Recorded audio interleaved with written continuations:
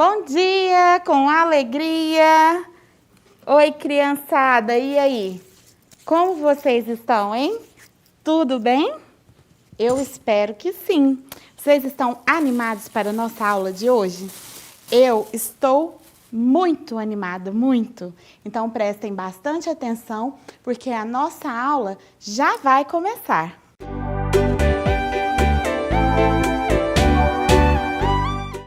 Em literatura, nós vamos aprender um gênero textual muito conhecido por todos nós, que é a notícia. Em ciências, nós vamos dar continuidade aos nossos estudos sobre o conhecimento científico. E na matemática, vamos entender melhor as medidas de comprimento, ok? Bom, pessoal, para começar, vamos conhecer mais um gênero textual.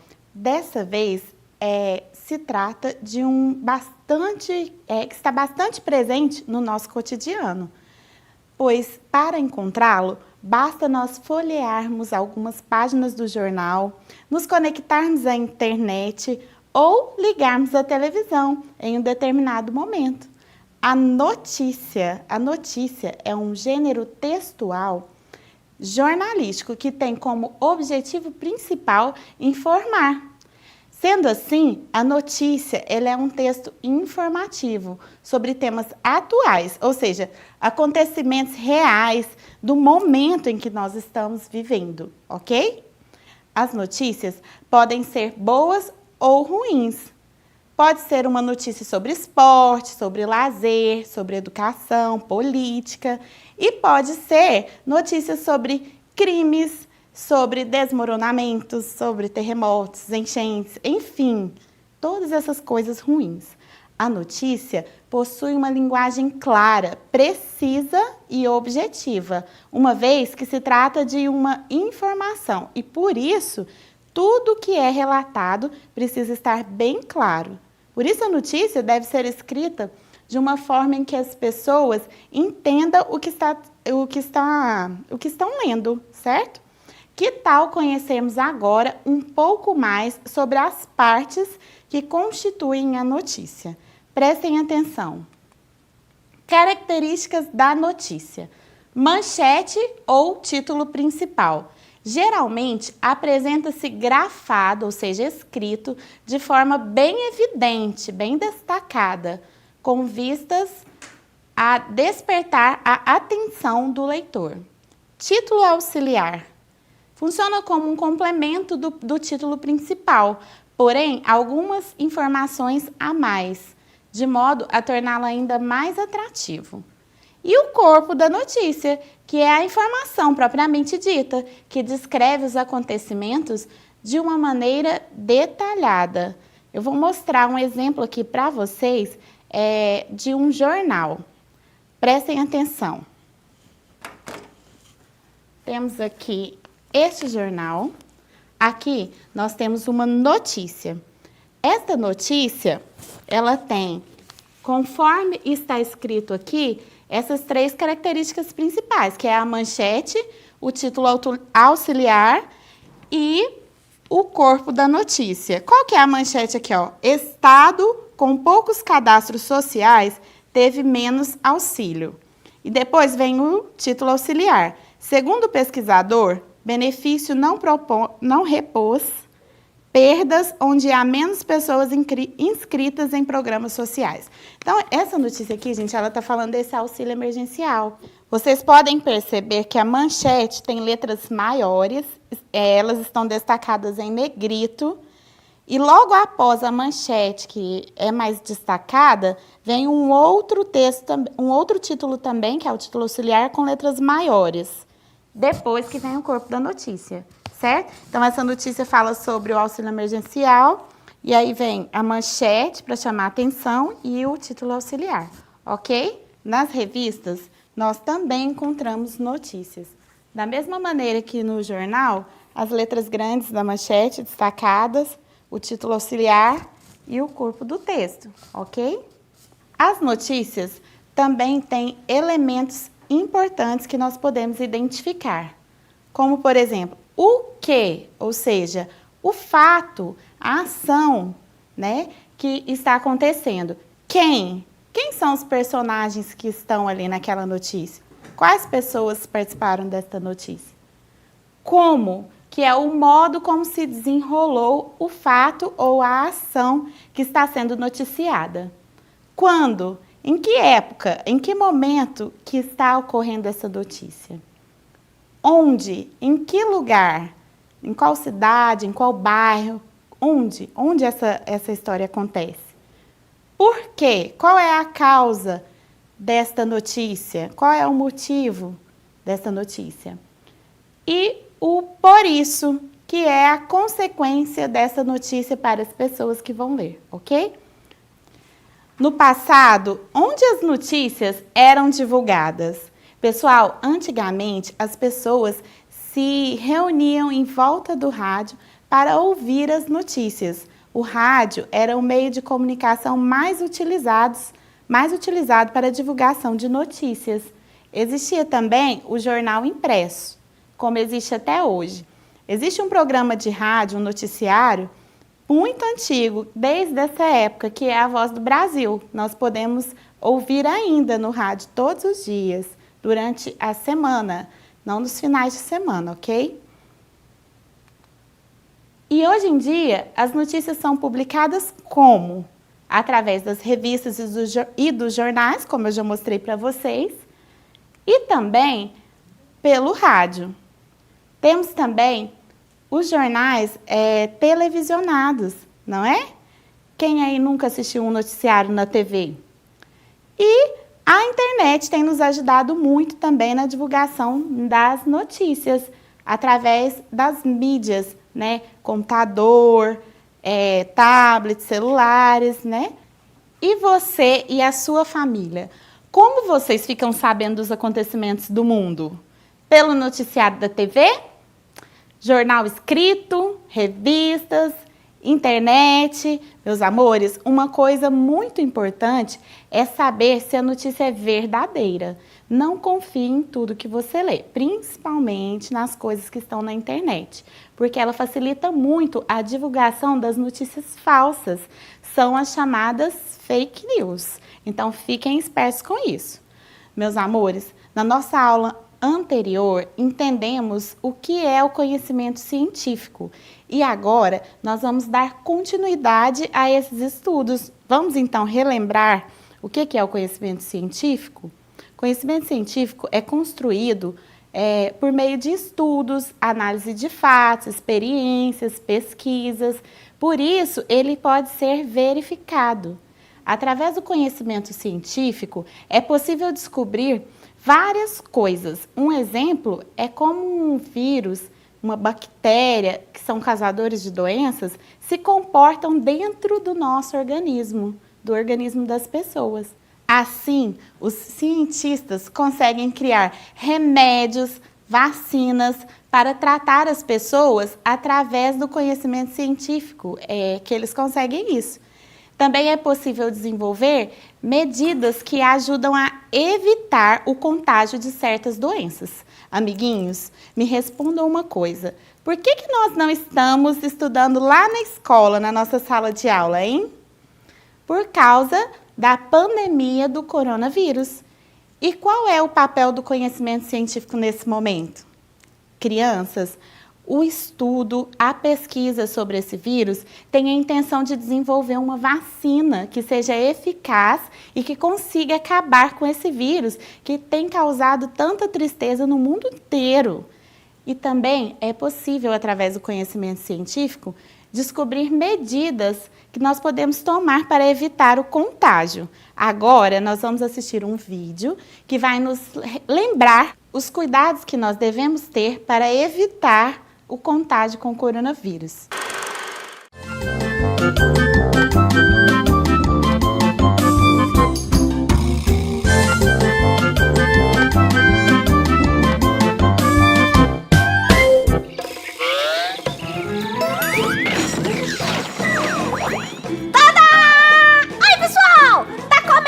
Vlog da Doro. E hoje eu vou falar a respeito de um assunto que tá bombando de notícias bem preocupantes.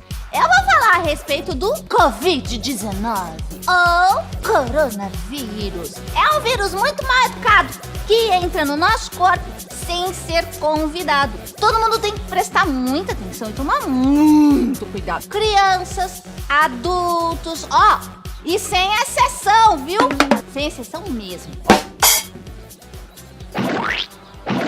Pois eu li na internet que esse vírus apareceu pela primeira vez na China. Desde então, se espalhou pelo mundo inteirinho e já chegou no Brasil. Pois é, mas calma, não é motivo para pânico. Não precisa se apavorar, porque eu vou passar várias dicas de prevenção. Anota aí pra tudo que eu vou falar, hein? Primeira dica! Tomar muito mais cuidado com quem tá dodói e com os velhinhos, porque o vírus é muito mais perigoso para essas pessoas, viu? Aproveitando, né? Ô vovoteia e vovovico, para de ficar batendo perna por aí, viu? Tem que ficar nessa fase dentro de casa, quietinho. É só um pouquinho, depois volta tudo ao normal. Segunda dica! Lave bem as mãos o tempo todo, sempre. Você vai comer? Lave as mãos. Você foi pra rua, pegou metrô? Lave as mãos. Cumprimentou alguém? Lave as mãos. Foi ao banheiro? Lave as mãos. Espirrou? Lave as mãos. Lave as mãos o tempo todo. Você, por um acaso, já lavou as mãos? Não seja por isso. Eu espero. Vai lá lavar as mãos, vai. Uma, lava outra, lava uma. Lava outra, lava uma mão. Lava outra, lava uma mão. Lava outra, lava uma. E aí, lavou? Água e sabão é a melhor solução. Terceira dica! Foi mal. Bom, a terceira dica é: quando a gente vai espirrar ou tossir, é sempre bom, né? Cobrir o nariz e a boca. E olha, eu lembrei agora que eu tenho um estilo incrível pra mostrar pra vocês. Presta atenção. Olha! Ou então, tossindo ou espirrando com estilo. Quarta dica! Estamos numa fase em que não é muito bom ficar abraçando ou então beijando, amassando, apalpando e cutucando muito as pessoas, não. É só por um tempinho. Pois é, carinho é muito bom, mas no momento a gente tem que evitar tanto chamego. Quinta dica! Não é nada bom a gente compartilhar colher, lanche, copinho da lancheira, garrafa PET no gargalo, absolutamente nenhum objeto pessoal, viu? Nem com o papai e com a mamãe, nem com o papai, com a mamãe, com o irmão, com absolutamente ninguém, viu? Tem uma pergunta aqui, Dorô, você acha que eu tenho que ir para a aula? Olha, algumas escolas suspenderam as aulas, outras ainda não. Cada caso é um caso, né? Precisa esperar para ver o que vai acontecer. Por exemplo, na Itália, as autoridades da saúde já fecharam os museus, as casas de show, uma porção de lugares públicos. Então, precisa ver como é que tá aí na sua cidade. Bom, pessoal, essas são as dicas para você se cuidar. Não esqueça, água e sabão é a melhor solução. Se não der para usar água e sabão, você pode usar álcool gel,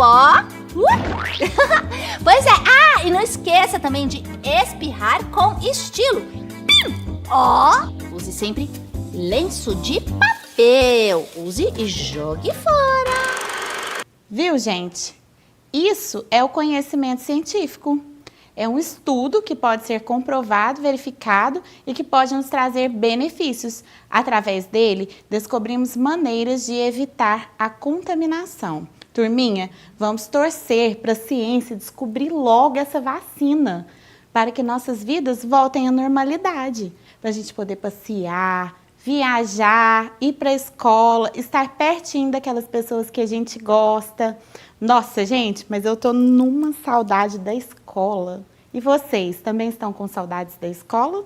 Meus amores, com o aumento das chuvas nessa época do ano, nós temos que ter cuidado com outra doença perigosa, a dengue. Prestem atenção, que eu escolhi uma notícia na internet e eu vou ler para vocês. Eu trouxe a notícia impressa para que vocês ouçam. Prestem atenção. Enquanto o Covid-19 está em evidência, Minas registra 5.500 casos suspeitos de dengue em uma semana. Bom, esta é a manchete da notícia, que foi escrita em 10/3/2020. O autor é Bruno Inácio. Em momento de tomada de decisão para o controle de coronavírus, Minas Gerais começa março com uma nova preocupação em saúde pública. Nos últimos 7 dias, cerca de 5.500 pessoas registraram suspeita de dengue no estado, que já teve uma morte esse ano e acumula quase 26 mil notificações da doença. Assim como em 2019, houve uma explosão da doença em Minas Gerais, com cerca de meio milhão de pessoas com sintomas e 176 mortes pela dengue no estado. A população deve ficar atenta e redobrar os cuidados para eliminar possíveis criadouros do mosquito. Essa é a única forma de prevenção. Bem, pessoal, eu não li a notícia toda, eu li os trechos mais importantes para vocês, tá bem? Esta notícia mostra novamente a importância do conhecimento científico. Através dele, foi possível descobrir que a dengue é uma doença transmitida através da picada de um mosquito chamado Aedes aegypti. Olha ele aqui, prestem atenção. Viram só? Outras doenças também são transmitidas através da picada deste mosquito. A dengue, o zika vírus, a febre chikungunya e a febre amarela também são doenças transmitidas pelo Aedes aegypti. E como que a gente sabe, como que a gente sente que está doente? Prestem atenção aqui nesta imagem. Sintomas da dengue: febre alta, manchas vermelhas no corpo, dores nos músculos e nas articulações. E o que são articulações? São as partes do nosso corpo que têm movimento, ó. Aqui, no punho, no joelho, são as partes que dobram do nosso corpo, ok? Náuseas e vômitos também são sintomas, dor de cabeça e dor atrás dos olhos. Pessoal, como que foi possível a gente descrever esses sintomas? Através de pesquisas e de estudos científicos que foram feitos com as pessoas doentes. E se você sentir um desses sintomas, você precisa consultar um médico imediatamente. Bem, através do conhecimento científico, foi possível analisar o comportamento do mosquito e descobrir as formas de evitar essa doença. Vejam só, prestem atenção. Ciclo evolutivo do mosquito. Este mosquito, ele se desenvolve na água. O mosquito, ele coloca os seus ovos em um recipiente. Pode ser um brinquedo que você esqueceu no quintal, um copo descartável, uma latinha de refrigerante. E esses ovos ficam lá, eles não morrem. E aí, quando vem as chuvas e ele entra em contato com a água, quando esse ovinho entra em contato com a água, ele se transforma em larva. Depois, essa larva se transforma em pupa e logo vira um mosquito adulto. E isso tudo acontece em um prazo aproximadamente 7 a 10 dias, é muito rápido. Turminha, e como evitar que esse mosquito nasça?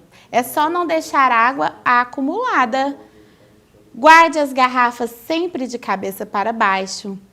Encha de areia os pratinhos dos vasos de planta. Se você tiver vasos de plantas aquáticas, troque a água e lave o vaso por dentro com água e sabão. Entregue os pneus velhos ao serviço de limpeza da sua cidade ou Guarde em um local coberto, né? Onde não tome chuva. Mantenha as caixas d'água sempre bem fechadas. Coloque os lixos na lixeira e deixe bem tampado, ou então amarre bem o saco de lixo, ok? Tudo isso é maneira de se evitar o acúmulo de água. Turminha, tudo isso que aprendemos sobre a dengue é conhecimento científico. Agora, precisamos colocar esses conhecimentos em prática e eliminar todas essas formas de acumular água das nossas casas, para não servir de criadouro para esse mosquito malvado, ok? Meus amores, o conhecimento científico diz respeito a todas as áreas do conhecimento, inclusive a matemática. Hoje, nós daremos continuidade aos nossos estudos sobre as medidas de comprimento. Lembram? Todas as coisas podem ser medidas, tudo tem um tamanho. Medimos o tamanho das pessoas, o espaço de uma sala, a profundidade de uma piscina, a distância entre um lugar e outro. Para isso, nós utilizamos as unidades de medidas padronizadas que eu ensinei para vocês na aula passada, se lembram? Que é o milímetro, centímetro, metro, quilômetro. Podemos descobrir o tamanho das pessoas, das coisas, dos objetos, com a ajuda de alguns instrumentos de medida, certo? Prestem atenção nesta imagem. Temos aqui nesta imagem uma régua, uma fita métrica, um metro articulado e uma trena. Hoje eu trouxe para vocês alguns instrumentos de medida de comprimento. Prestem atenção, este aqui ó, é o metro articulado. Este aqui é um instrumento de medida chamado fita métrica. Em qual profissão que vocês acham que ela é mais utilizada, hein, pessoal?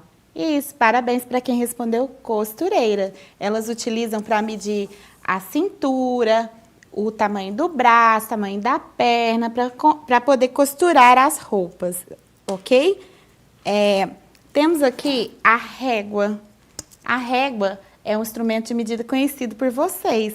E nós utilizamos a régua onde? Na escola, a maioria das vezes, né? Nós, professores, vocês também, os alunos. Eu tenho aqui outra régua. Esta régua aqui tem 1 metro de comprimento. Olha para você ver quanto é 1 metro. Tá vendo? Esta régua aqui é de 1 metro de comprimento. Essa rosa que eu mostrei antes é de 30 centímetros. Temos também este outro instrumento de medida aqui que a gente chama de trena. Trena. Olha, ela é bem grande, vai surgindo aqui de dentro, ok? Esse tipo de instrumento aqui é muito utilizado por arquitetos, por engenheiros, por pedreiros. É muito utilizado pelas pessoas que trabalham na construção civil. Mas não só para isso, tem outras funções também, para medir outras coisas também serve. Ok? Então, agora nós vamos medir as coisas aqui do nosso estúdio. Eu vou escolher um instrumento de medida, vai ser a fita métrica, e nós vamos medir o tamanho deste monitor. Vamos lá?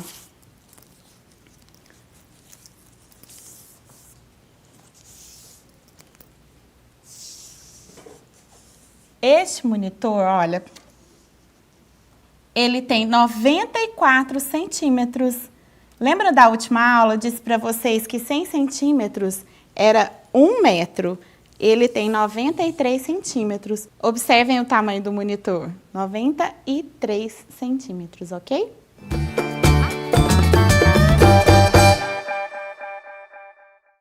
Então, pessoal, agora fica como tarefa para vocês. Meçam as coisas aí na casa de vocês, utilizem a régua de vocês, meçam o tamanho do lápis, o tamanho da borracha, o tamanho do seu estojo, para você colocar em prática o que aprendemos. É isso, gente linda do meu coração. A nossa aula de hoje está terminando. Hoje descobrimos o que são notícias e o quanto elas são importantes. Afinal, elas nos deixam informados de tudo que acontece perto de nós e também no mundo inteiro. Também aprendemos o quanto o conhecimento científico é necessário e nos traz muitos benefícios, inclusive para a nossa saúde, já que através dele é possível descobrir maneiras de se evitar e tratar as doenças. Em matemática, nós conhecemos os instrumentos de medida padronizada e o quanto eles são necessários no nosso dia a dia. Crianças, não se esqueçam de fazer as atividades do portal Escola em Casa e também as que os seus professores estão elaborando. Um ótimo dia para vocês, um grande beijo, um abraço de urso!